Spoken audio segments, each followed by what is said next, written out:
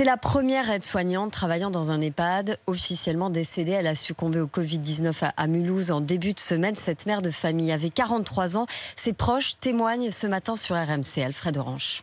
Cette aide-soignante était la tante de Fanta. Je vous avoue que c'est quand même un très gros choc pour moi, pour l'ensemble de la famille. Cette mère de 3 enfants avait 43 ans. Plus qu'une tante, Fanta perd surtout une confidente. C'est ma tante préférée, quoi. C'est la personne que je pouvais appeler si j'avais besoin d'un conseil. C'était un ange envoyé pendant quelques temps sur Terre pour semer des petites graines de bonheur un petit peu partout. Dévouée, elle avait veillé sur ses patients jusqu'au bout. C'est une espèce de loyauté qui ne faillit jamais. Elle se sera battue jusqu'au bout. Elle aura cette image d'héros. Après, bien sûr que moi, en tout cas, je me pose la question de savoir est-ce qu'elle a été protégée. Un équipement de protection et une gestion des patients atteints du virus qui pose question au sein de l'établissement. Justine, aide-soignante, a travaillé dans cette structure au début de l'épidémie. Il y a eu un déplacement de personnes certainement contaminées dans un service, dans un autre service où il n'y avait pas encore de suspicion en tout cas, et qui a contaminé d'autres personnes de ce fait. Nous avions des simples masques